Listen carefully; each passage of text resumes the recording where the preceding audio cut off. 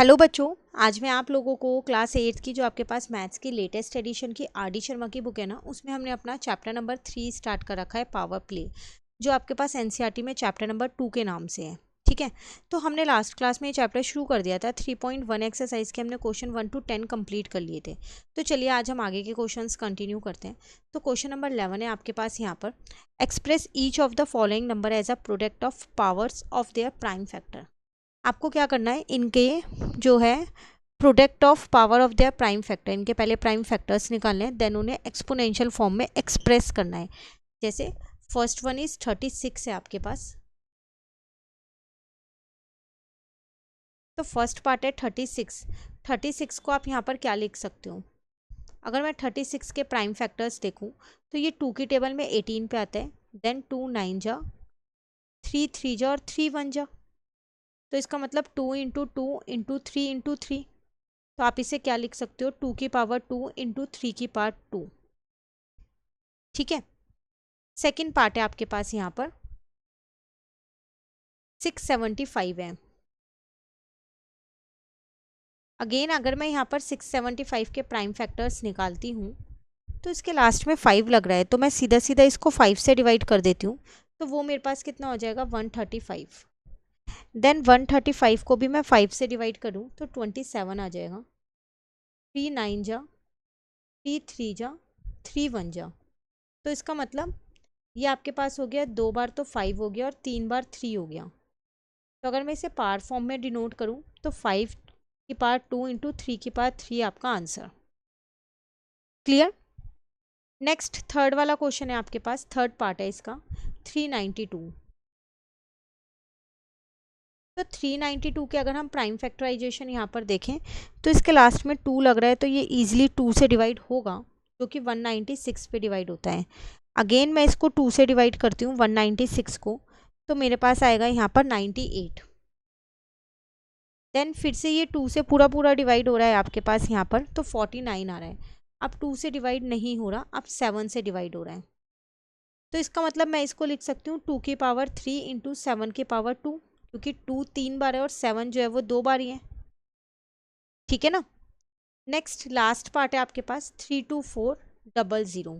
तो देखो 32400 है, इतने बड़े का निकालने की कोई ज़रूरत नहीं है, इसको मैं 324 इंटू 100 लिख सकती हूँ। ठीक है, अब पहले हम 324 के फैक्टर्स निकाल लेते हैं यहाँ पर, जो हम आसानी से निकाल सकते हैं क्योंकि ये हमारे पास 2 की टेबल में आता है 162 के ऊपर। देन अगेन ये हमारे पास 2 की टेबल में आता है 81 पे। फिर हम इसे 3 से सॉल्व कर सकते हैं। 3 की टेबल में 27 पे आता है, देन 3 9 जा हो जाएगा, 3 3 जा हो जाएगा और 3 1 जा हो जाएगा। तो 3 to 4 के आपके पास 2 बार तो 2 आ गया और 4 बार आपके पास 3 आ गया। और 100 को मैं लिख सकती हूँ 2 इंटू 2 4, 5 इंटू 5। तो देखो 2 2 यहाँ है और 2 2 यहाँ है, मिलके 4 बार 2 हो गए, 4 ही बार 3 हो गए और 2 बार 5 हो गए। तो ये इसका आपके प्राइम फैक्टर आ गए पार की फॉर्म में। क्लियर हो गया क्वेश्चन। चलिए नेक्स्ट आपसे क्या कह रहा है, एग्जाम क्वेश्चन नंबर 12 में, express each of the following numbers as a product of par for their prime factor. Same ही क्वेश्चन है, सिर्फ डिजिट्स चेंज कर दी गई हैं। तो हम एक पार्ट कर लेते हैं 2800 का, बाकी के 2 पार्ट्स आप होमवर्क में ट्राई कीजिएगा। तो क्वेश्चन नंबर 12,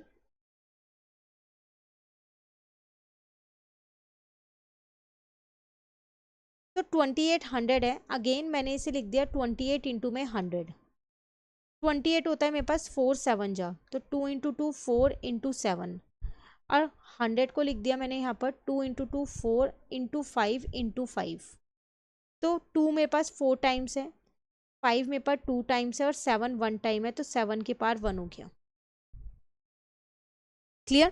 बाकी के 2 पार्ट आप ट्राई करके देखिएगा, अगर आपको नहीं आया तो आप कमेंट कर देना साथ के साथ, ताकि हम जब आगे के क्वेश्चंस करें तो वो डाउट मैं आपका क्लियर कर दूँ। ठीक है। नाउ क्वेश्चन नंबर 13 है, express each of the following as a rational number of the form P upon Q. इन्हें पी अपॉन क्यू की फॉर्म में आपको रिप्रेजेंट करना है। फर्स्ट वन इज 3/7 का होल स्क्वायर है, तो आप पहले स्क्वायर को ओपन कर लो। 3/7 का होल स्क्वायर है, तो इसको मैं लिख सकती हूँ 3 इंटू 3, 2 बार 3 और 2 बार 7, तो 3 3 जा 9, 7 7 जा 49। तो ये P अपॉन Q की फॉर्म में आ गया आंसर। ठीक है, नेक्स्ट है 7 अपॉन 9 की पावर क्यूब है, मतलब यहाँ पर 3 बार मल्टीप्लाई करेंगे। तो 3 बार मैंने 7 को मल्टीप्लाई करना है और 3 ही बार मैंने 9 को मल्टीप्लाई करना है। अगर आपको क्यूब्स याद हैं तो आप इजीली लिख पाओगे, लेकिन अगर आपको क्यूब्स याद नहीं हैं तो आपको मल्टीप्लाई करने में टाइम लग जाएगा। तो ये मेरा P अपॉन Q की फॉर्म में आंसर आ गया। क्लियर हो गया सेकेंड पार्ट भी। चलिए थर्ड पार्ट है आपके पास यहाँ पर -2 अपॉन 3 की पावर 4 है। यहाँ नेगेटिव नंबर है, ध्यान से समझिएगा। तो -2 को मैं 4 बार लिख देती हूँ यहाँ पर न्यूमरेटर में, और ऐसे ही मैं नीचे डिनोमिनेटर में 3 को 4 बार लिख देती हूँ। तो देखो 4 बार माइनस है तो ये 2 माइनस आपस में कट गए और ये 2 माइनस आपस में कट गए।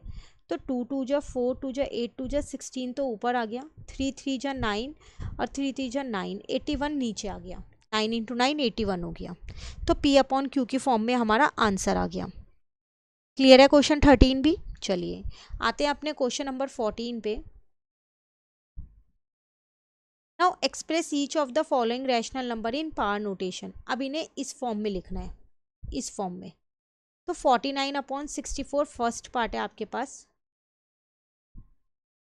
ठीक है, तो 49 होता है 7 इंटू 7, 64 होता है 8 इंटू 8। तो आपका आंसर आ गया 7 अपॉन 8 का होल स्क्वायर। ठीक है, नेक्स्ट है -64 अपॉन में 125। माइनस ऐसे ही रहने दो फिलहाल के लिए। 64 होता है 8 इंटू 8। अगर मैं 125 की बात करूं तो ये किसी का स्क्वायर नहीं होता। अब आप इसको कैसे रिप्रेजेंट करोगे? तो आप इसे 3 बार 5 ज़रूर लिख सकते हो, ये 5 का क्यूब होता है। तो इसका मतलब आपको 64 भी चेक करना पड़ेगा, क्या वो किसी का क्यूब होता है? हाँ, वो 4 का क्यूब होता है। और ये माइनस ऐसे ही रहने दो। तो ये 4 अपॉन 5 का होल क्यूब आ गया, बाहर माइनस है। ठीक है, तो अगर एक स्क्वायर और एक क्यूब बन रहा हो, न्यूमरेटर और डिनोमिनेटर में एक स्क्वायर और एक क्यूब बन रहा हो, तो फिर आप क्या करोगे? ये देखोगे क्या दोनों क्यूब बन रहे हैं या दोनों स्क्वायर बन रहे हैं। और बन रहे होंगे वो डेफिनेटली, क्योंकि आपको वो P अपॉन Q की फॉर्म में, पावर फॉर्म में उन्हें शो करना है। ठीक है, फिर भी कहीं डाउट रहे कमेंट करके पूछ लेना, एक बार आप खुद से इन क्वेश्चंस को ज़रूर ट्राई कीजिएगा। अब नेक्स्ट में आपसे क्या कह रहे हैं, लास्ट पार्ट है आई थिंक 1/216। माइनस ऐसी है 1/216। देखो 1 पे तो आप कितना भी पार लगा लो वो 1 ही रहने वाला है, ना। 216 देख लो, आप उसे कैसे स्प्लिट करोगे? तो वो आपको पता है कि 6 का क्यूब होता है, क्योंकि हम क्यूब वाले चैप्टर में इसको करके आए हैं। तो इसको मैं लिख सकती हूँ -1/6 का होल क्यूब। 1 माइनस आप चाहे बाहर लिख दो चाहे अंदर, क्योंकि ऊपर पार 3 है तो एक माइनस तब भी सॉल्यूशन में बचेगा ही बचेगा। क्लियर? तो ये था क्वेश्चन नंबर 14 हमारे पास। तो 14 तक के क्वेश्चंस आज हमने कंप्लीट कर लिए। अब मिलते हैं हम अपनी नेक्स्ट क्लास में आगे के क्वेश्चंस के साथ। इस चैनल पे आपको आर डी शर्मा के सारे सॉल्यूशंस मिलेंगे। चैप्टर नंबर 1 ऑलरेडी अपलोड हो गया है, चैप्टर नंबर 2 एंड 3 साथ साथ अपलोड हो रहा है। तो जल्दी से चैप्टर्स एनसीईआरटी से करके आर डी शर्मा से रिवाइज करने स्टार्ट कर दीजिए। मिलते हैं नेक्स्ट क्लास में। Thank you.